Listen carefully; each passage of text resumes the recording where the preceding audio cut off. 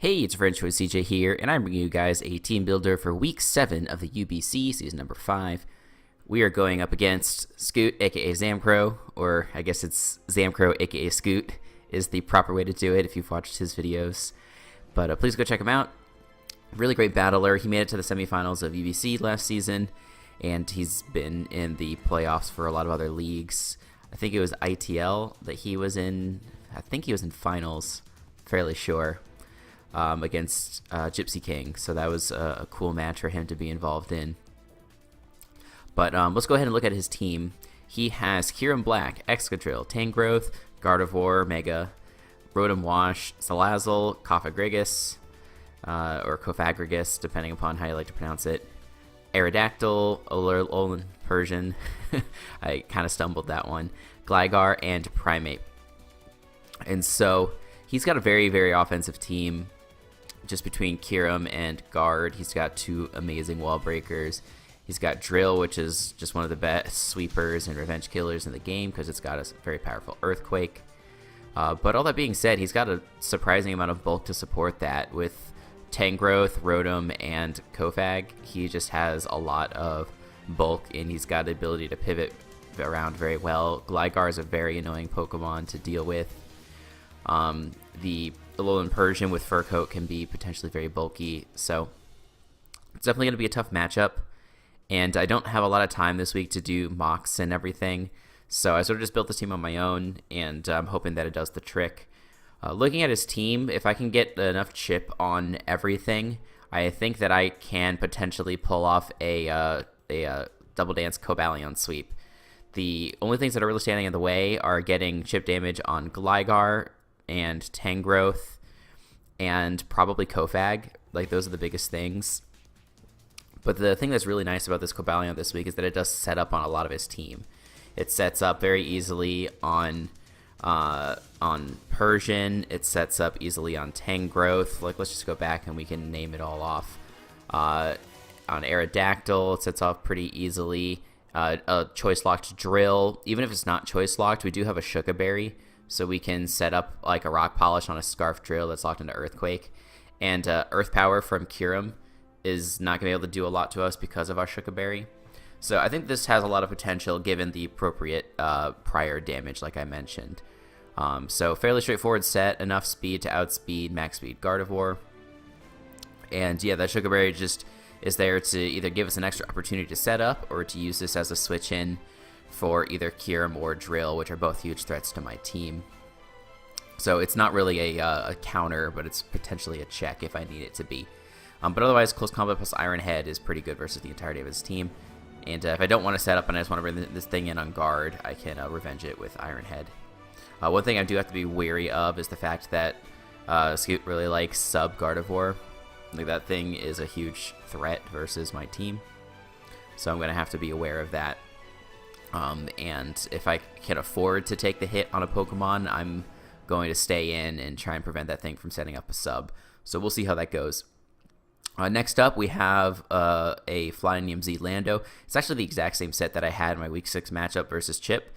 Stealth Rock, Gravity, Earthquake, Fly. But we do have a slightly different moveset this time. Or, not moveset, EV Spread. We are max HP instead of max attack. We have a lot of speed on this thing because we want to outspeed Drill, which I think hits 302. I'm pretty positive because I checked this earlier. But let's just, yeah, 302. So we outspeed it by 1 point. That's super. So if he's not Scar for some reason, we can outspeed that. And Earthquake does OHKO that thing even if it's max HP. So that's great. Fly, even without any attack investment, does OHKO and AV Tangrowth. If he's not AV, it does 80% min to a full Fizz-Def Tangrowth, if that's what he chooses to bring to counter me. But otherwise, like, if he wants to bring in Rotom, I have Gravity, and then I can hit that thing up with Earthquake and do tremendous damage. Gligar will then get hit by Earthquakes, although Earthquake isn't going to be able to two-shot it. But I digress.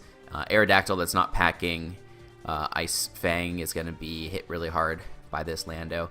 I doubt even that an Arrow can 2-hit KO. I'm sure it can 2-hit KO, but I'm sure I can't OHKO just because I am such a bulky spread. So Yeah, this Lando is just generally a nuisance for his team, but it's also my #1 response to drill. And it can lure in some of the bulkier Pokemon that would otherwise give Cobalion trouble. So that's what we're hoping with the Lando this week.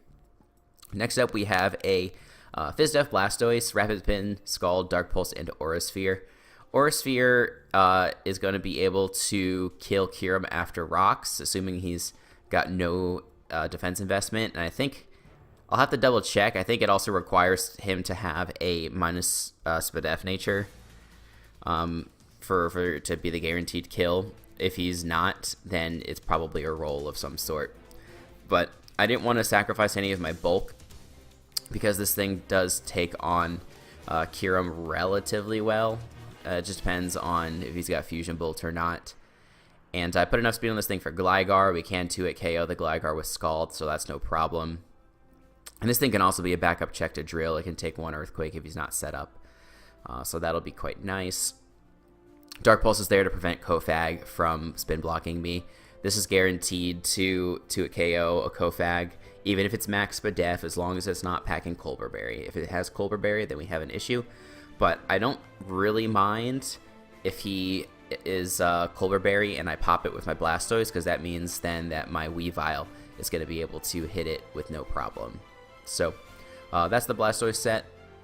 Next up, we have a sort of Spadef, sort of offensive Goodra with Draco, Ice Beam, Earthquake, and Toxic. So we put enough speed on this thing to outspeed Rotom and Gligar by a few points. Put enough Spadef on here so that we're not 3-hit KO'd by Salazzle's Life Orb Sludge Wave, assuming we come in at full HP. And then we put the rest into special attack. So Earthquake is a coverage move that I have just to guaranteed kill the Salazzle as long as I'm not burned. Ice Beam is there for the Tangrowth and also for the Gligar. But yeah, Goodra was the last Pokemon that I put on the team. I just felt a little weak to things like Rotom, Salazzle, etc. So I thought like a bulky set would be really nice. I was AV at one point, but I went with leftovers because I really wanted to have Toxic on this thing. Just because Toxic could be really pivotal for something like a Calm Mind Cofagrigus, or for Rotom, or even Gligar, assuming it's not immunity. So I sacrificed the Assault Vest for the ability to run Toxic, but I think that we're still bulky enough to take a lot of hits. And it's not all bad because obviously we get to run a little bit of recovery now with leftovers, now that we are packing that. Next, we do have my Gardevoir primary response, which is Victini. V-Create, Zen Headbutt, Energy Ball, Glaciate. V-Create with this attack investment guaranteed kills a max HP Gardevoir. Zen Headbutt is there for Salazzle. This can somewhat take on Salazzle, but it still probably takes like 35 to 40% from a Life Orb Sludge Wave, so I'll have to be aware of that. And then Energy Ball is for Rotom, and Glaciate is for Gligar. Otherwise, the majority of his team is really going to be handled by these two moves. Really just V-Create, honestly. Like, just look at his team and tell me what really wants to take V-Create. Like, Arrow, I guess, resists, but you know what Arrow's bulk is? It's 65 defense, so that doesn't really count, if you ask me, as a V-Create switch in. So, just put max speed on this thing so that we can speed tie with the guard. That'll be very nice. I'm sad that I can't run U-turn on this thing, but I feel like I need all the coverage moves this week. So, it is what it is. And then last but not least, we have a fairly standard Weavile. Enough speed for Alolan Persian. And then put the full amount into attack and the rest into HP and Spadef. Went to 299 to give us the Life Orb number. I could be packing Poison Jab on this set for the guard, but Ice Cold Crash already does 88% if the guard has no HP investment. So it's almost a guaranteed kill already after rocks. I'll have to scout to see what sort of bulk he has, but truly he can't afford to run too much if he doesn't want to be outsped by Victini. So we'll see how that goes. Ice Shard is there for Arrow. Knockoff hits the majority of his team, and then Low Kick is there for the Kyurem.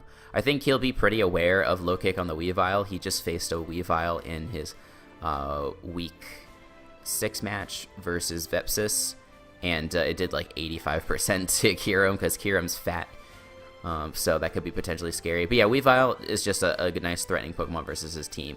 I could have run Pursuit, but there wasn't anything that I really wanted to Pursuit Trap. And Knockoff is just really scary versus his team.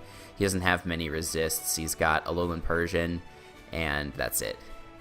And Primeape, I guess, but we'll see if he even brings Primeape, because this thing doesn't have the greatest defenses. Like, if he wants to switch it in on a Knockoff, we'll knock off any potential Choice Scarf that it has.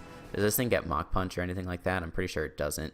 Yeah, it doesn't look like it. Mach Punch. So, yeah, that's the deal with the Weavile. Fairly standard, like I mentioned, and should be a good time. So, yeah, I think it's going to be a fun match. Biggest threats I think are just still the Kyurem and the Guard. Like, I tried to pack a pretty offensive team to be able to deal with them. I do have 3 Mons that either outspeed or speed tie with all of them. But I can't pack just purely HO because he's got enough bulky stuff that can beat me if I don't prepare for that too. So that's why I have the Goodra, that's why I have the Blastoise, etc. And yeah, should be a lot of fun. Make sure you guys check it out. Battle will be going up at 5 p.m. tomorrow. Make sure you check back to my channel for other gaming and Pokemon content. And until the next time, I'll see you guys later.